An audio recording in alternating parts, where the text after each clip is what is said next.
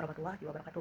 Halo semuanya, perkenalkan nama saya Luciana Desi Sapitri dengan IPM 24100100230. Jadi di sini saya ingin memenuhi tugas mata kuliah saya yaitu Sistem Informasi Manajemen tentang keamanan dan kontrol. Nah, jadi saya akan menceritakan kembali tentang kasus-kasus yang ada di Indonesia maupun di luar negeri tentang keamanan dan kontrol. Nah, jadi berita pertama yang saya ceritakan adalah puluhan mahasiswa Universitas Udayana diteror spam, diduga data bocor dari situs kampus. Nah, jadi puluhan mahasiswa Universitas Udayana itu mengalami teror spam. Mereka menerima banyak panggilan yang tidak diinginkan, yang mengganggu aktivitas sehari-hari mereka. Jadi, yang terlibat dalam kasus ini tentu saja mahasiswa-mahasiswa Universitas Udayana. Tetapi selain itu, pihak universitas juga terlibat dalam penanganan masalah ini untuk melindungi mahasiswa-mahasiswa mereka.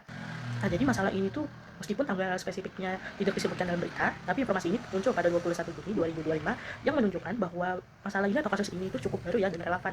Di mana sih kasus ini terjadi? Nah, seperti yang kita tahu dari berita tersebut yaitu di Universitas Udayana yang terletak di Bali. Jadi sebagai institusi pendidikan, kejadian ini tentunya menimbulkan kekhawatiran di kalangan mahasiswa dan staf. Mengapa sih hal ini tuh bisa terjadi atau kasus ini tuh bisa terjadi? Masalah utamanya apa sih? Jadi diduganya tuh ada kebocoran data dari situs kampus menjadi penyebab utama teror spam ini. Kebocoran data semacam ini dapat mengakibatkan penyalahgunaan informasi pribadi mahasiswa di Universitas Udayana. Jadi bagaimana sih teror ini itu terjadi ya? Nah, jadi yaitu mahasiswa itu menerima panggilan spam yang mengganggu setiap harinya yang masuk ke handphone mereka masing-masing atau ke nomor mereka masing-masing, dan ini tuh menunjukkan adanya masalah serius terkait keamanan data di institusi pendidikan terutama di Universitas Udayana. Lalu tindakan yang diambil oleh pihak kampus itu terkait masalah ini ya mengkonfirmasi kebocoran dan sedang melakukan audit keamanan yang lebih ketat. Jadi pihak kampus itu juga berkomitmen untuk meningkatkan sistem keamanan dan melindungi data mahasiswa. Berikutnya, dampak yang terjadi dari kasus ini yaitu sudah pasti mahasiswa itu merasa terancam dan khawatir akan privasi mereka. Jadi bisa juga reputasi Universitas Udayana itu dapat terpengaruh akibat masalah ini.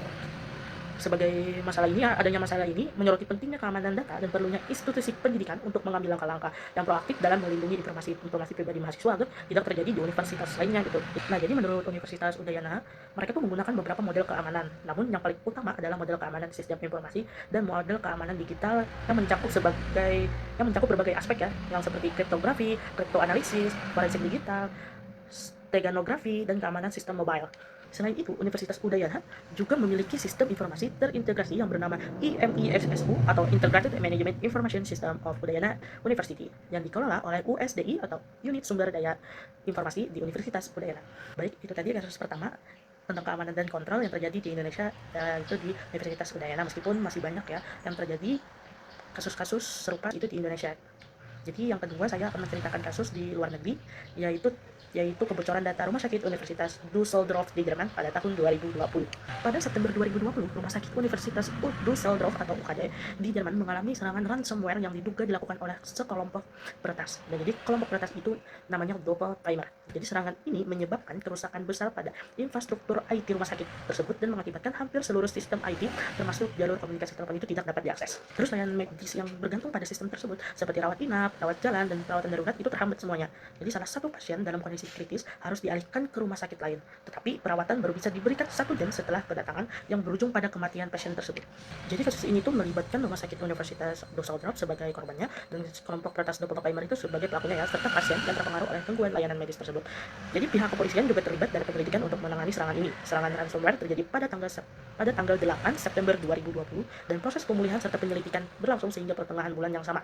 Jadi insiden atau berita ini itu menyoroti dampak serius dari serangan siber terhadap sektor kesehatan. Kejadian ini juga berlangsung di Rumah Sakit Universitas Düsseldorf yang terletak di Jerman, dan serangan ini itu mengganggu operasional rumah sakit dan mempengaruhi layanan medis yang diberikan kepada pasien. Serangan ini juga disebabkan oleh beberapa faktor termasuk adanya celah keamanan dalam sistem, kurangnya pembaruan perangkat lunak, dan perlindungan keamanan yang lemah. Jadi hal ini itu menunjukkan kerentanan sektor kesehatan terhadap ancaman siber yang semakin meningkat.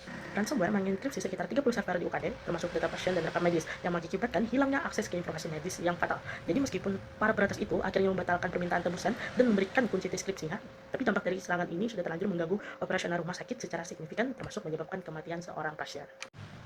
Demikian itu tadi berita yang pernah terjadi di Indonesia maupun di luar negeri tentang keamanan dan kontrol. Sekian dari saya, maaf apabila ada kekurangan dalam cara saya menyampaikan berita tersebut atau tentang berita tersebut. Wassalamualaikum warahmatullahi wabarakatuh.